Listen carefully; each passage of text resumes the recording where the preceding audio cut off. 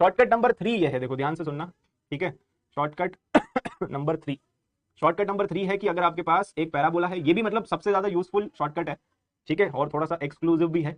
ना, ये क्योंकि हमने ही निकाला है ठीक है, तो we are proud of this particular shortcut, ठीक है। तो ये शॉर्टकट क्या है, ये शॉर्टकट ये है कि अगर आपके पास कोई भी पैराबोला है, ओरिएंटेशन चाहे कुछ भी हो, ठीक है, तो इसमें मैंने ऐसा बनाया है just for an example, otherwise कोई भी ओरिएंटेशन कुछ भी होगा, तो कोई भी पैराबोला होना चाहिए, बस पैराबोला होना चाहिए, उसके अलावा मतलब कोई भी पैराबोला ले लो, it will be, this shortcut is applicable.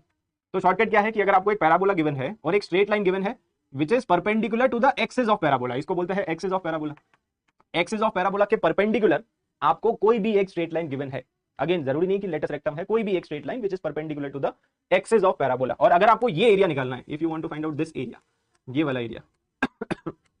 ठीक है, area between parabola and this straight line which is perpendicular to the axis of the parabola, तो ये एरिया अगर आपको निकालना है तो इसका शॉर्टकट है कि this area will be 2/3 the area of rectangle. कौन सा रेक्टेंगल, जो आप इस शेडेड एरिया के अराउंड कंस्ट्रक्ट करोगे, ये जो शेडेड एरिया है ना उसके अराउंड एक रेक्टेंगल बना लो आप, मतलब ये जो एरिया आपको दिख रहा है ना, उसके अराउंड यहां से एक परपेंडिकुलर ड्रॉप कर दो, तो ये रेक्टेंगल आपको दिख रहा है,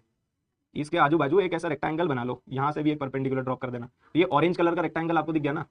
ये रेक्टेंगल का एरिया निकाल लो बस, और उसका 2/3 कर दो, ठीक है, ऑरेंज कलर का रेक्टेंगल जो है उसका एरिया निकालो और 2/3 कर दो, that will be this yellow वाला एरिया। अगर आपको ये वाला एरिया चाहिए तो आप ये एरिया मत निकालो, आप रेक्टेंगल का एरिया निकाल के उसका 2/3 कर दो, यू विल गेट येलो वाला एरिया। समझ गया शॉर्टकट क्या है।